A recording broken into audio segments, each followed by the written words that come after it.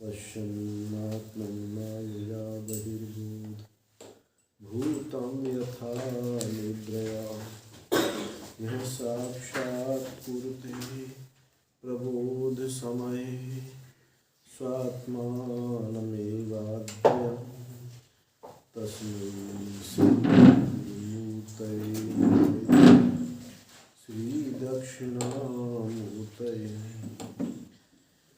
श्रीकृष्णार्जुन संकथामृतनिधे धीरं गभीरं तलं तत्त्वान्वेषं तत्परयोगतं कैकैयसद्विवरहि किन्तु रत्नविचाररत्ननिकरा आनीयदाने प्रभु श्रीपूर्णानन्दमतेन कश्चिदिति तं सर्वात्मना संश्रये। अखण्डानन्दसम्बोधो मूर्तये ब्रह्ममूर्तये सुधास्मितसमाश्लिष्टा नेत्रान्तरस्फूर्तये नमः। कान्तिश्रितामृशति निन्दितशारदेन्दो यत्रैकतो विलसिता मसिताङ्गशोभा वृन्दावनेऽपि कृतयामुनगाङ्गसङ्गो राधा मुकुन्दयुगलं तदहं नमामि। राधा मुकुन्दयुगलं तदहं नमामि। पार्थाय प्रतिबोधितां भगवता नारायणेन स्वयं व्यासेन ग्रथितां पुराणमुनिना मध्ये महाभारतम् अद्वैतामृतवर्षिणीं भगवतीं अष्टादशाध्यायिनी अम्बा त्वामनुसन्दधामि भगवति गीते भवद्वेषिणी।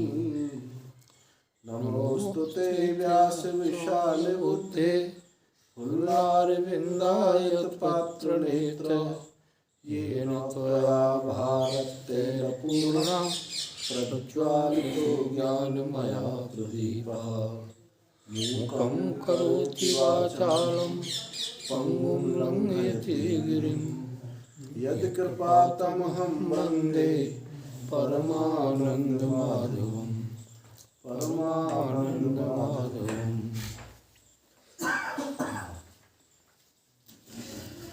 अर्जुन उवाच कैलिङ्गैस्त्रीन् गुणानेतान् अतीतो भवति प्रभो किमाचारः कथं चेतास्त्रीन् गुणान् वर्तते। श्रीभगवानुवाच प्रकाशं च प्रवृत्तिं च मोहमेव च पाण्डव न द्वेष्टि सम्प्रवृत्तानि न निवृत्तानि काङ्क्षति। उदासीनो गुणैर्यो न विचाल्यते गुणाः वर्तन्ते इत्येव यो अवतिष्ठति न लिङ्घति। समदुःखा स्वस्था समलोष्टा समकाञ्चना तुल्यप्रिया अप्रियो धीरस्तुल्यनिन्दा समसन्तुतिः। तुल्यमित्रारिपक्षयोः सर्वारम्भ परित्यागी गुणातीतः स उच्यते। मां चाव्यभिचारेण भक्तियोगेन सेवते सर्वान् ब्रह्मभूयाय कल्पते। ब्रह्मणो हि प्रतिष्ठाम् अमृतस्य शाश्वतस्य धर्मस्य सुखस्य एकान्तिकस्य च। ओम तत्सदिति श्रीमद्भगवद्गीतासु उपनिषत्सु ब्रह्मविद्यायां योगशास्त्रे श्रीकृष्णार्जुन संवादे गुणत्रय विभाग योगो नाम चतुर्दशोऽध्याय। हम लोग 24वें श्लोक पर विचार कर रहे हैं। सम दुख सुखा स्वस्था समलोष्टा सम कांचना तुल्य प्रिया प्रियो धीरस तुल्य निंदा तो सस्तु। जो दुख और सुख में समान है, अपने में स्थित हो और जिसकी दृष्टि में लोहा, जिसकी दृष्टि में मिट्टी, पत्थर और सोना समान हो, जिसकी दृष्टि में लोहा यानी मिट्टी, पत्थर और सोना जिसकी दृष्टि में समान हो, जो प्रिय अप्रिय में जिसकी दृष्टि समान है, और निंदा और स्तुति में जो समान है। ये कैसा, ये लक्षण है गुणातीत का और गुणातीत के आचार का। अभी कहा था 3 प्रश्न पूछे थे अर्जुन ने कि किन लिंगों के द्वारा, किन चिन्हों के द्वारा मैं जानूं कि ये गुणातीत हुआ है, और वो गुणातीत किस प्रकार से आचार करता है। और तीसरा प्रश्न था कि गुणों से कैसे अतीत हुआ जाएगा। 3 प्रश्न पूछे थे।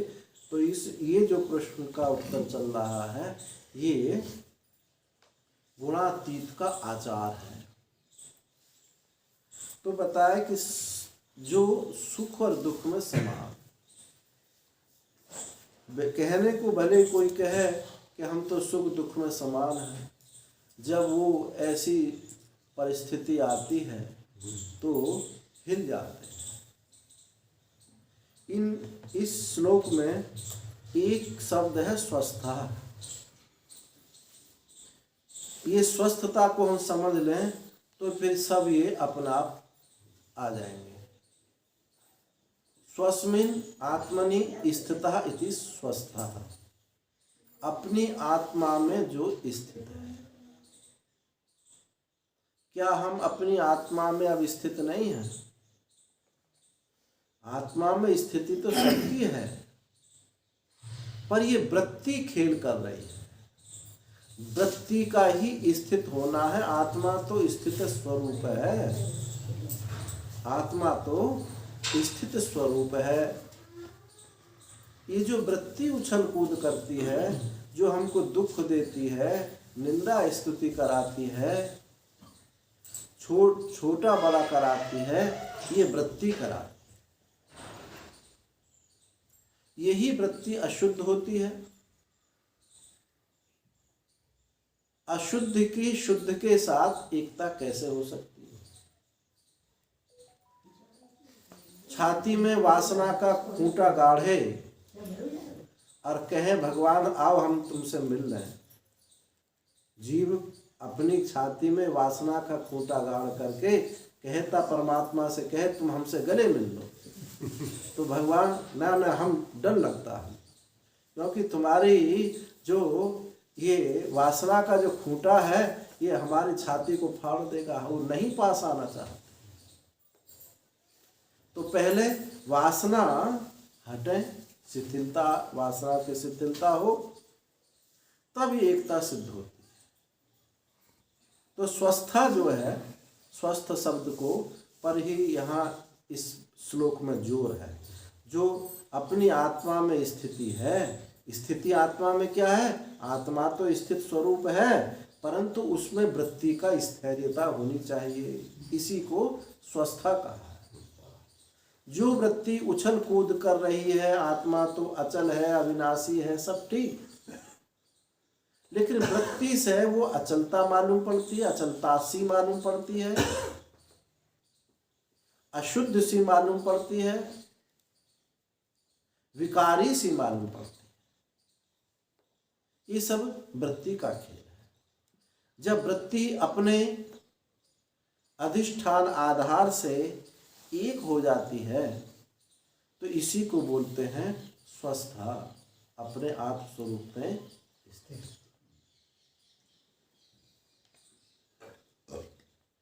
वृत्ति जो हमारी अशुद्ध है, वृत्ति की अशुद्धता क्या है?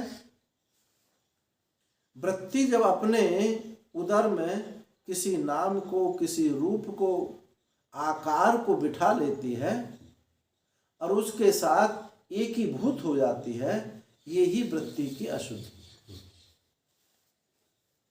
ये गर्भिणी वृत्ति गर्भिणी है, कुछ अपने पेट में छुपाए हुए है। वृत्ति की जो निर्मलता है, जब वृत्ति किसी भी आकार को नहीं पकड़ती है, आकार सामने हो करके भी जब उन आकार को अपने में एकीभूत नहीं करती है, ये वृत्ति की निर्मलता है। आकार अनेक प्रकार के होते हैं। स्थूल आकार होते हैं, सूक्ष्म आकार होते हैं और बीजाकार होते हैं। विशिष्ट आकार होते हैं, सामान्य आकार होते हैं, विशिष्ट आकार होते हैं। हम मोटे मोटे आकार तो समझते हैं कि ये हमको घट दिखाई दिया, मकान दिखाई दिया, कुर्सी दिखाई दी, ये सामान्य आकार दिखाई देते हैं, स्थूल आकार दिखाई देते हैं। लेकिन सूक्ष्म और कुछ विशिष्ट आकार भी होते हैं। जब ये वृत्ति किसी भी आकार को नहीं पकड़ती है, आकार के ना पकड़ने में सहायक कौन है? ये वैराग्य है। देखो, जब सूक्ष्म बारीक मैल को हटाना होता है तो उससे पहले छोटी छोटी चीज हट जाती है। वैराग्य क्या करता है? जिन विषयों के प्रति हमारा गहरी पकड़ थी, आकर्षण था, ना देखते हुए भी वृत्ति कब कहां से निकल जाती है पता नहीं चलता, क्योंकि ये वृत्ति जब तक इसको परिपूत नहीं किया जाता है, श्रद्धा, तप, तत्परता, अभ्यास, श्रद्धा, तप, तत्परता, अभ्यास, शास्त्राभ्यास, गुरु वाक्यों का श्रवण जब तक नहीं किया जाता है तो वृत्ति का स्वभाव है हमेशा नीचे को जाना। जैसे पानी का स्वभाव है हमेशा नीचे को बहना, ऐसे ही मन का, वृत्ति का स्वभाव है नीचे को जाती है। ये ऊर्ध्वगामी तो तब होती है जब किसी महापुरुष का सानिध्य प्राप्त होता है, शास्त्र का चिंतन मनन निरंतर होता है, अभ्यास की प्रबलता, तत्परता रहती है, तब ये वृत्ति इन विषयों को छोड़ती है। अर्जुन ने यही प्रश्न पूछा था कि ये भगवान, ये मन तो वायु के वेग के समान है, इसको रोकना बड़ा कठिन है, कैसे रोक सकता है? भगवान ने कहा कि अर्जुन तुम ठीक कहते हो, पर अभ्यास और वैराग्य से ये भस्म हो जाता है। अभ्यास वैराग्य अभी जो मैं बताया कि श्रद्धा, तत्परता, तप, अभ्यास, इससे ये वृत्ति इन आकारों को पकड़ना बंद कर देती है। गुरु वाक्यों के श्रवण से पकड़ना बंद कर देती है। मन का स्वभाव होता है कि हमेशा सत्य वस्तु को पकड़े, सच्ची वस्तु को ही लेना चाहता है, झूठी वस्तु को नहीं देना चाहता। यहाँ बहुत सारे नोट रखे हैं, यदि एक नकली नोट आ जाए तो आप उसको देखते नहीं, छूते नहीं, पकड़ते नहीं,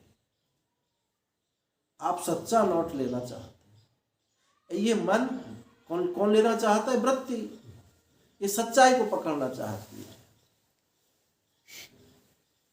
अब जब ये सच्चा पकड़ के पकड़ती है, सच्चा मान करके उसको पकड़ती है, उसके साथ नाचती है, उसके साथ खेलती है, जैसे वो विषय का स्वभाव होता है, अपने को वैसे वैसे जोड़ लेती है। यही वृत्ति की अशुद्धि है। तो वृत्ति शुद्ध होगी तभी उस परमात्म तत्व से उसकी एकता सिद्ध होती है। ऐसा नहीं होता एक शुद्ध है एक अशुद्ध है। आकाश में आकाश शुद्ध है, निरवयव है, निर्विकार है, और इसमें हम चने मिला दें, आकाश में चने मिल सकते हैं क्या? भाई चने जो है गेहूं में मिल सकते हैं, चावल में मिल सकते हैं, लेकिन आकाश में नहीं मिलते, क्योंकि वो निरवयव है, शुद्ध है। जो जितना शुद्ध होता है वो उतना ही परिष्कृत होता है, छोटी चीजों को पकड़ता है। तो स्वस्था शब्द में जो वृत्ति की स्थैर्यता है, आत्मा तो नित्य स्वस्थ ही है, उस वृत्ति के कारण अपने को जो हम अस्वस्थ समझते हैं, ये अस्वस्थता समाप्त हो जाती है। इसी को कहते हैं वृत्ति की स्थैर्यता, स्वस्थता। अपनी आत्मा में वृत्ति की स्थित हो गई। लहर को सागर में डुबो दिया, लहर है वृत्ति, सागर है वो परमात्मा। तो इस वृत्ति को, इस लहर रूपी वृत्ति को सागर में डुबा देते हैं। अब जब ये सागर में डूब जाती है वृत्ति, तो ये सब जो चीज है, सुख दुख में समानता, प्रिय अप्रिय में समानता, शत्रु और मित्र में समानता, ये सब जो है आ जाता है। ये करने की बात नहीं है। जब हमारा स्वरूप स्वस्थ अनंत है, जब हमारा स्वरूप अनंत है, परिपूर्ण है, फिर छोटी चीजों से वो अपनी प्राप्ति नहीं करता। यावानर्थ उदपाने सर्वतः संप्लुतोदके तावान सर्वेषु वेदेषु ब्राह्मणस्य विजानतः। जब एक बहुत बड़े सागर की हमको प्राप्ति हो जाए, तो छोटी छोटी चीजों का उपयोग होने वाला नल है, कुआं है, बावड़ी है, ये सब उसमें समाविष्ट हो जाती। छोटी छोटी बूंदों के रूप में जो ये हम सुख लेते हैं, ये सारे उस सुख में, उसी में समाविष्ट हो जाते हैं। स्वीकर्ते त्रलोक सुपासी, जो आनंद सिंधु सुख राशि, उसकी एक फुइया से संपूर्ण जगत ये तृप्त हो रहा है। तो स्वस्थता जो है, ये वृत्ति जब अपने आत्म स्वरूप में स्थित होती है, तभी ये सब चीज आती हैं।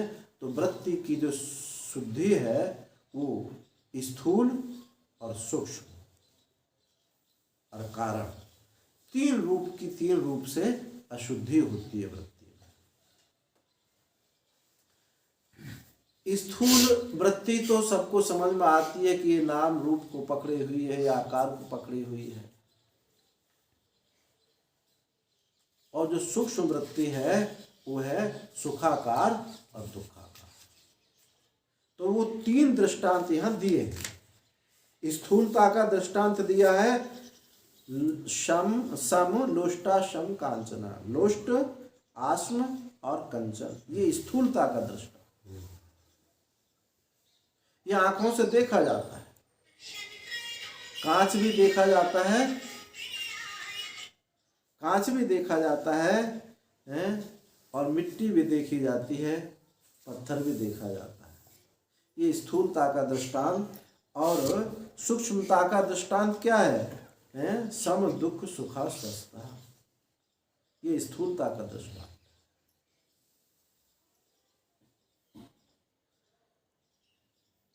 स्थूल विषय को तो हम समझ गए कि ये स्थूल है, छोड़ा जा सकता है, लेकिन ये जो सुख दुख है, मान अपमान है, प्रिय अप्रिय है, ये छूटना बड़ा कठिन हो जाता है। कंचन तजना सहज है, सहज प्रिया का नेह, मान बड़ाई ईर्षा तुलसी दुर्लभ। ये कठिन है। तो ये वृत्ति जब स्थूल को पकड़ती है, तो और चीजों जो दूसरी वृत्ति है उनको उसको छोड़ना पड़ता है। एक विषय को पकड़ेगी तो एक को छोड़ना पड़ेगा। अब माने ये इस फोन को हमने देखा, तो दूसरा फोन, पुस्तक, सबको छोड़ना पड़ता है। ये वृत्ति का स्वभाव है। जिसको पकड़ेगी उसके साथ तदाकारता होगी, और तदाकारता होने के अनंतर उसको ये होगा कि ये मैंने जाना, ये फल व्याप्ति होगी। पहले वृत्ति व्याप्ति होती है, फिर फल व्याप्ति होती है। वृत्ति व्याप्ति क्या हुई है? वृत्ति फोन के आकार में आकारित हो गई। अब फल व्याप्ति क्या हुई? कि मैंने फोन को जाना। यदि फल व्याप्ति नहीं होती है, केवल वृत्ति व्याप्ति होती है, तो ये आपकी वृत्ति उस विषय को पकड़ती नहीं। उस वृत्ति व्याप्ति होकर के जो फल व्याप्ति है, यही आपकी अपूर्णता को बताता है। यही आपकी दीनताहीनता को लक्षित करता है कि जो मिले झोली में रखो, जो मिले झोली में रखो। एक आदमी ऐसा है, वस्तु देखी वहीं छोड़ दी। एक आदमी ऐसा है कि दिखाई दी और अपने पास रखो। जो अपने पास रखना है, यही आपकी अपूर्णता है, यही आपकी दीनता है, हीनता है। तो जब ये किसी वस्तु को पकड़ती नहीं है, स्थूलता को नहीं पकड़ती, सूक्ष्मता को नहीं पकड़ती, और कारणता क्या है? आपकी परिचयता। एक स्थिति ऐसी होती है कि स्थूल विषय को नहीं पकड़ती, सूक्ष्मता को नहीं पकड़ती, पर अस्मिता होती है, मैं हूं, मैं हूं। ये अस्मिता उसको छोड़ती नहीं। यही कारण वृत्ति है। पितामह भीष्म को क्या था? अस्मिता ही तो थी। मैं भगवान को शस्त्र गहा करके उठवा करके रहूंगा। ये जो क्षत्रिय स्वभाव था कि मैं भगवान को शस्त्र उठवा के रहूंगा, ये अस्मिता वाली जो बात थी, ये अस्मिता ही ये कारण वृत्ति। जहां स्थूलता नहीं, सूक्ष्मता नहीं, कारणता नहीं, तो वृत्ति अपने अधिष्ठान आश्रय में विलीन हो जाती है। तभी कहते हैं उसको स्वस्था, अपने स्वरूप में स्थिति है। जब जिसने अपूर्णता को, जिसकी अपूर्णता समाप्त हो गई, जो अनंत है, जो व्यापक है, अब वो छोटी चीज लेकर के क्या करेगा? सब उसके हाथी के पांव में सब पांव समा गए। अब उसका जो व्यवहार दिखाई देता है, सबके साथ समानता का व्यवहार दिखाई देता है। जो हमारी विषमता है, वो हमारी अपूर्णता के कारण है। जब पूर्णता आती है तो सबके प्रति समानता होती है। वो जानते हैं, ये जानता है कि सोने से मेरा कुछ होने वाला नहीं है। उसकी ना उपयोगिता रहती है, ना महत्ता रहती है उसके चित्त में, और ना उसकी सत्यता रहती है, ना उसकी सुंदरता रहती है। ना कोई विशिष्ट व्यक्ति है और ना ही सामान्य व्यक्ति है। ऐसी बुद्धि उसकी समाप्त हो जाती है। अभी कोई मंत्री आए तो ऐसे ही, कोई सामान्य आदमी आए तो ऐसा ही, कोई चोर आए तो भी ऐसी वृत्ति है, और कोई साहूकार आए वो भी वृत्ति है। एक महात्मा थे मौजानंद। लोग क्या करते थे? अब वो कुछ लेते देते थे न, मुक्त पुरुष थे, तो कोई उनके गले में कोई सोने का हार पहना जाता था, कोई माला पहना जाता था, क्योंकि लेते तो है ही नहीं वो, हैं, और पहना गए, घंटे 2 घंटे पहना गए और फिर उतार के ले जाते थे, अपनी तिजोरी में रखते थे कि महाराज जी का स्पर्श होगा भी बहुत ज्यादा बढ़ जाए, ऐसी वृत्ति थी। अब एक सेठ आकर के पूरा अपना सोना महाराज जी के शाम के समय गले में डाल कर, जंगल में रहने वाले थे, अब एक चोर आया सारे उतार कर ले गया। अब सुबह को देखते हैं सेठ जी की भाई देख अब तो महाराज जी का स्पर्श हो गया, अब तिजोरी में रखेंगे। अब उनके गले में एक भी सोने का एक हार भी नहीं। तो महाराज जी से पूछा, बाबा कौन ले गया था? बेटा जो जिसने पहनाया था वही ले गया। जिसने सोना मुझे पहना था वही ले गया। बोले वो तो मैंने पहनाया था, तो तू ही ले गया। तो ये दृष्टि सम हो जाती है, व्यवहार में सम हो जाता है। अब ये जो समता है, ये समता बाह्य आचार को दिखाता है। अभी कहा था ना कि कैसा आचार होता है कि व्यवहार में भी उसका समानता होने लगता है। सारी जो विषमता है ये राग द्वेष के कारण। राग है तो हम उसके प्रति दूसरा व्यवहार होता है, जो द्वेष है उसके प्रति दूसरा व्यवहार होता है। अच्छी कोई चीज दी तो हाथ घुमा के इसको दे दिया और हाथ घुमा के इसको दे दिया। ये जो विषमता है ये राग द्वेष के कारण होती है। ये राग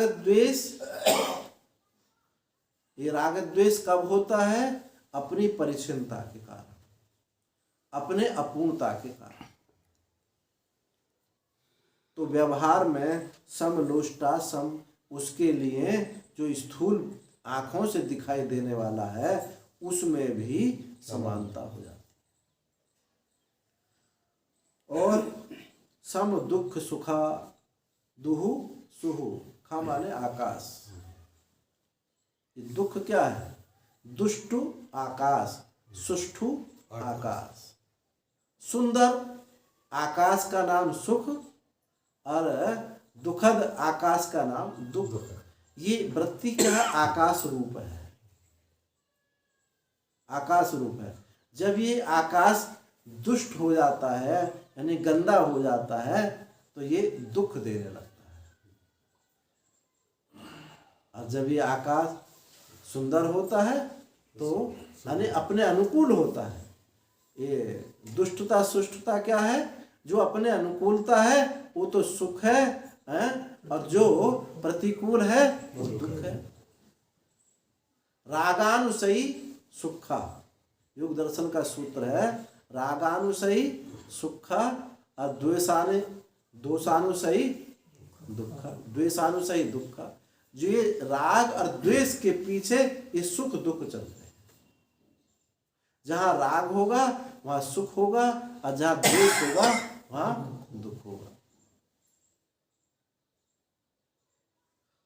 तो ये जो पहला दृष्टांत दिया था स्थूलता का दिया था कि स्थूलता में भी उसकी समानता हो जाती है। और अब वृत्त्यात्मक बताइए कि सुख दुख क्या है? ये वृत्त्यात्मक है। वृत्ति भी उसकी सम हो जाती है। क्यों सम हो जाती है? कि अब वृत्ति में संकल्प विकल्प नहीं उठता। संकल्प विकल्प उठने से वृत्ति की अस्थिरता आती है। संकल्प हमको ये सम्यक अच्छा है तो आपको ध्यान चिंतन नहीं करने देगी। जब ये वस्तु अच्छी है, सम्यकत्व की कल्पना हो जाती है, संकल्प हो जाता है कि वस्तु अच्छी है, तो आपको ये ध्यान चिंतन नहीं करने देगी, उसमें बैठा देगी। ऋषिकेश में एक संत थे और उनका एक शिष्य शिष्य कोई पैसा धेला नहीं रखते थे, किसी प्रकार का कोई संग्रह परिग्रह नहीं था, गुरु के पास भी कोई शिष्य परिग्रह नहीं था। एक दिन एक सेठ आए, गंगा किनारे बैठे हुए थे और उन्होंने वो कुछ मुद्राएं उनको दी, और उस समय के हिसाब से वो बहुत मुद्रा थी। उन्होंने कहा कि हम पैसे धेले नहीं रखते महाराज, हम आपको नहीं दे रहे हैं। ऐसे जो देने वाले होते हैं ये नहीं कहते महाराज हम आपको दे रहे हैं, तो कहेंगे महाराज जी हम आपको नहीं दे रहे हैं, आप तो संत सेवा में लगा दो।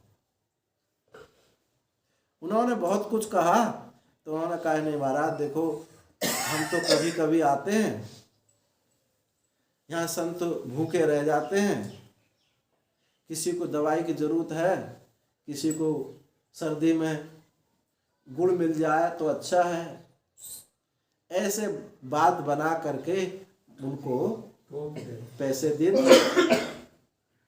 अब पैसे देकर वो तो चले गए, अब जो निर्द्वंद होकर के जो महात्मा ध्यान चिंतन कर रहे थे, अब वो उनके चित्त में संकल्प विकल्प उठने लगे, भाई मैं इन पैसों का दवाई मंगा दूं, गुड़ मंगा, फिर कहते हैं नहीं नहीं गर्मी सर्दी पड़ रही गुड़ मंगा दे, अच्छा झंझट काट दो, एक बार भंडारा कर दो, करा दो, सबको दे देते।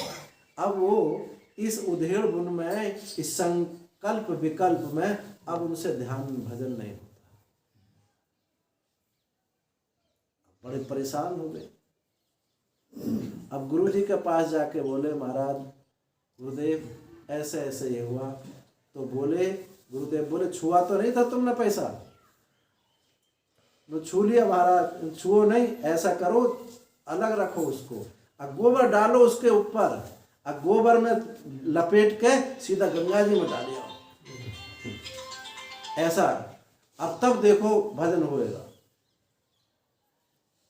तो उन्होंने वही किया, और जैसे पैसा डाला गंगा जी में, अब वो उनके चित्त की सारी अशुद्धि निकल गई और निर्द्वंद ध्यान भजन करने लगे। तो जो संकल्प विकल्प है, ये संकल्प विकल्पता अपने को ये छोटा बना देते हैं। वस्तु के प्रति देखो समाज सेवा करनी, ये विभाग अलग है, और सन्यासी का विभाग अलग है। सन्यासी का विभाग समाज सेवा नहीं, सन्यासी का विभाग है, सन्यासी का विभाग है अपने आत्म स्वरूप का चिंतन। एक बार वृंदावन में आरएसएस का बहुत बड़ा अधिवेशन हुआ था, तो गुरु जी गोलवलकर जी महाराज जी के पास गए, और तो महाराज जी ने उनको कहा कि गुरु जी, सब गुरु जी बोलते, महात्मा भी गुरु जी बोलते थे उनको, ये नहीं कि संघ वाले बोलते थे, महात्मा भी सब गुरु बोलते थे कि गुरु जी हमको भी क्या लाठी उठानी पड़ेगी अब। तो गुरु जी बोले, हाथ जोड़ करके बोले महाराज यदि आपने लाठी उठा ली तो मेरा लाठी उठाना बेकार है, मेरा लाठी उठाना बेकार हो जाएगा। आप लोगों के चिंतन मनन के लिए जो आप एक समाज को दिशा दे रहे हैं, जो भटकता हुआ जीव को आत्म कल्याण के लिए उपदेश दे रहे हैं, हम उनकी रक्षा करने के लिए लाठी उठाते हैं।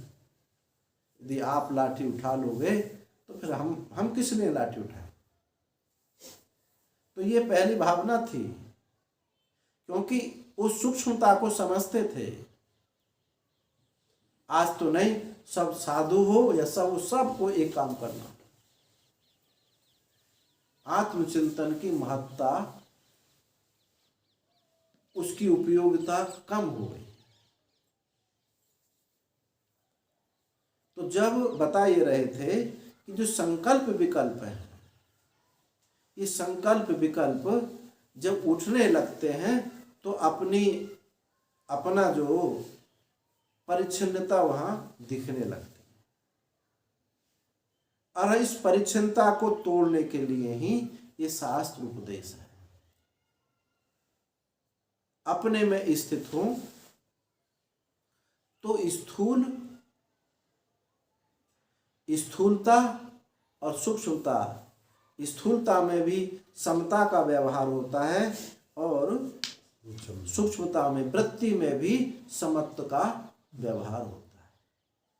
यहाँ फिर कहा इसमें तुल्य प्रिया प्रियो। अब कोई प्रिय नहीं है, अप्रिय नहीं, क्योंकि राग द्वेष नहीं रहा तो प्रिय अप्रिय भी नहीं है। और धीर है, ये स्वस्था का ही विशेषण है। धीर, जो श्लोक में स्वस्था शब्द कहा है, इसी का विशेषण धीर किया। धीर कौन है? विकार के उपस्थित होने पर, विकारों के उपस्थित होने पर जिसका चित्त विकृत नहीं होता है।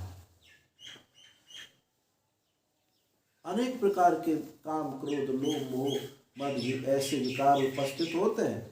उन विकारों के उपस्थित होने पर भी जिसका चित्त स्थिरता को प्राप्त हुआ है, वो है धीर। वो धीरता किसमें ऐसी धीरता किसमें आ सकती है? उसी में आ सकती है जिसको ये परिपूर्णता का बोध है। कहो कि विवेकी में, संयमी में धीरता हो। देखो, विवेकी की, संयमी की धीरता एक, उसकी एक सीमा है। संयम का जो बांध है, किसी का 1 वर्ष चलता है, 2 वर्ष चलता है, 10 वर्ष चलता है, 20 वर्ष, 50, 40 वर्ष चल सकता है, लेकिन ये संयम का बांध जो है ये शाश्वत नहीं है, कभी ना कभी टूट जाता है। हाँ, एक बात जरूर है, इस संयम के बांध के साथ यदि पूर्णता का उपदेश ग्रहण करता है, संयम के बांध के साथ ये पूर्णता का उपदेश ग्रहण करता है, इस पूर्णता पर विचार करता है, पूर्णता को पाने की जिसको जिज्ञासा है, श्रवण करता है, मनन करता है, निधिध्यासन करता है, तब ये संयम जो है आत्म पर्यवसायी हो जाता है। और यदि केवल आप आत्मबोध रहित होकर के आप संयम करेंगे तो संयम ये टूटेगा, और जब ये टूटेगा तो बहुत बड़ा विनाश करके ले जाएगा। बांध है,